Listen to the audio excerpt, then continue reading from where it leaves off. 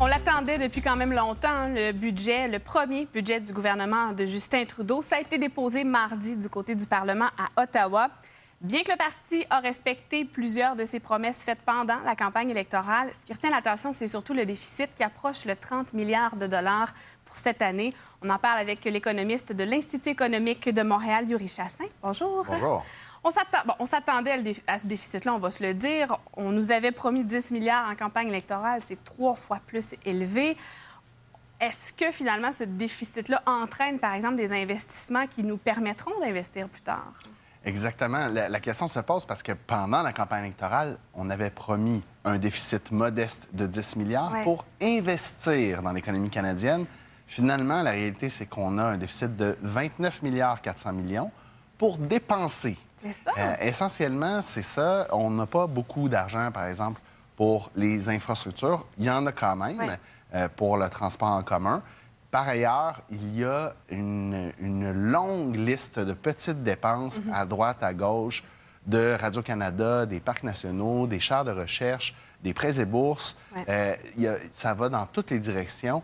Donc, clairement, on a pris au gouvernement fédéral, Justin Trudeau et Bill Morneau, son ministre des Finances, ont pris la décision d'ouvrir les valves et finalement, on fait un peu plaisir à tout le monde. C'est ça, je t'ai pas dit. On a saupoudré un peu à droite et à gauche. On n'a pas d'investissement majeur. On s'attendait à 120 milliards sur 10 ans dans les infrastructures. On a un peu plus qu'11 milliards sur 5 ans. On est loin de l'objectif. Mais non plus, on fâche pas non plus personne avec ce budget-là. Alors, évidemment, ceux qui n'ont pas vraiment voix au chapitre, c'est les contribuables des générations futures. Hein? Et c'est eux qui vont ramasser la facture. Donc, tout le monde est un peu content de voir de l'argent tomber dans sa cour. Par ailleurs, les prochains qui vont avoir à assumer, par exemple, des hausses d'impôts, on ne le réalise pas encore. Il faut bien mentionner, pour donner une idée, là, 29 milliards 400 millions, c'est un gros chiffre. C'est très difficile à saisir. Même 1 milliard, on ne sait pas très bien ce que c'est. Ça représente 1 630 par Canadien. Donc, il y a 1 630 qui a été emprunté en mon nom pour cette année, juste une année. Évidemment, disons, l'engrenage est un peu enclenché. Ce qu'on voit, c'est qu'il y a 30 milliards cette année, mais dans les prochaines années, dans les 5 prochaines années, le budget parle, dans le fond, d'ajouter 113 milliards à la dette fédérale. Est-ce qu'on n'a pas d'objectif de retour au déficit zéro comme on le promettait en campagne électorale? On s'est dit, on va serrer la ceinture pour 2 ans. Après ça, là, on pourra avoir un retour à l'équilibre, réinvestir aussi. Là, on est quand même franchement loin de ça. Exact. Donc, finalement, on a réussi à revenir à l'équilibre budgétaire pour l'année dernière, la dernière année du précédent gouvernement. Mais là, on repart en déficit, même si on n'est pas en récession. Ce qui est aussi nouveau. Hein? D'habitude, les gouvernements... oui, dépensent davantage quand on est en récession, ne serait-ce que pour pas avoir à faire de coupures. Évidemment, là, on se retrouve dans une décision d'aller vers des déficits récurrents. Comment on va revenir à l'équilibre budgétaire? Ce n'est pas précisé dans le budget. Ce qu'on comprend, c'est que ce sera sans doute pas d'ici les 4 ou 5 prochaines années. Autrement dit, on verra à la prochaine élection. En quelque sorte, c'est ce que nous envoie le message là, dans le budget du gouvernement libéral. C'est on pense qu'avec ce type d'approche des finances publiques, on gagne des points.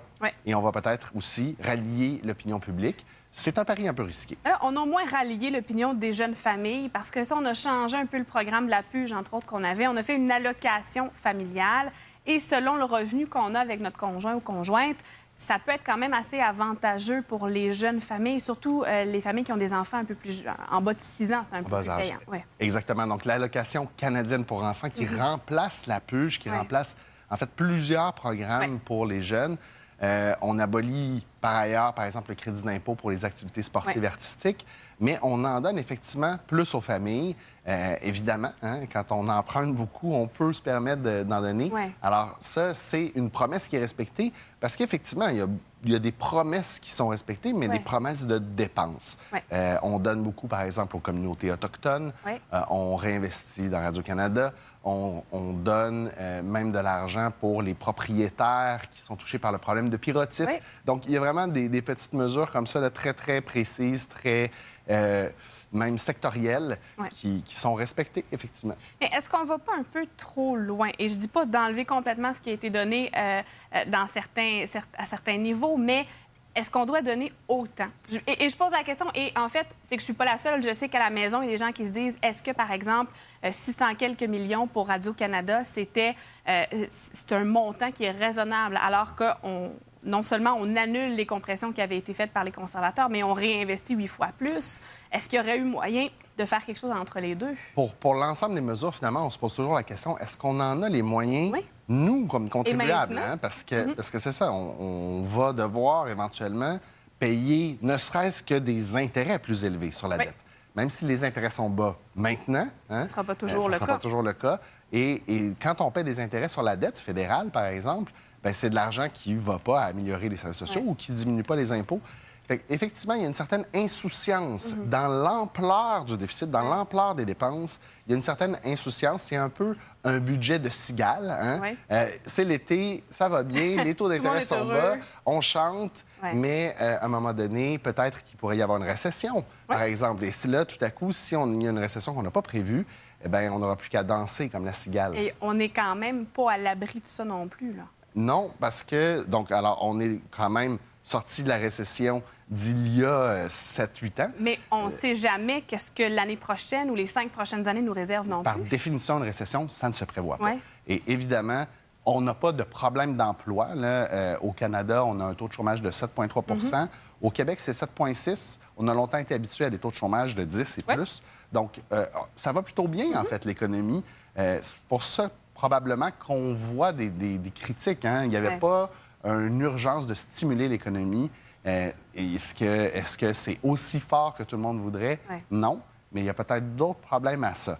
Alors, finalement, le gouvernement Trudeau, il va d'un budget très généreux en termes de dépenses, mais malheureusement très généreux en termes de futurs impôts. Et c'est là où on a peut-être un petit peu un problème. Est-ce qu'on a une idée du montant total du budget? Ça représente combien d'argent? Le budget du gouvernement est près de 300 milliards de dollars de dépenses. Et on parle d'une dette qui est un peu plus de 600 milliards de dollars. Donc, en partant, on a une dette au Canada qui est l'équivalent de 2 années complètes de financement. De 616 milliards. Mais par exemple, quand on parle qu'on va rajouter 113 milliards dans les 5 prochaines années, c'est comme si on augmente la dette de 20 en seulement, finalement, un mandat de plus politique. Les intérêts. Et plus les intérêts. Donc, évidemment, c'est là où on voit qu'il y a, pour le gouvernement, là, il y a vraiment un gros impact sur les finances publiques. Et à la limite, ça tranche peut-être, parce que cette inquiétude-là, beaucoup la ressentent, et ça tranche peut-être avec le ton qu'on a entendu, par exemple, de la part du ministre des Finances ou du premier ministre.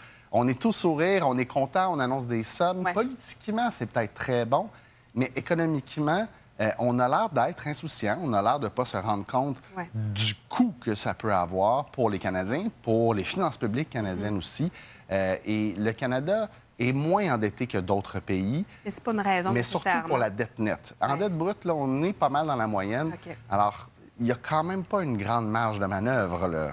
À surveiller, en tout cas, pour les prochaines années. C'est sûr qu'il y aura des budgets qui seront déposés à chaque année. On peut corriger le tir un peu, peut-être, d'ici la fin du mandat. Au Québec, on sait que c'est difficile de revenir à l'équilibre budgétaire. On va voir comment ils vont s'y prendre.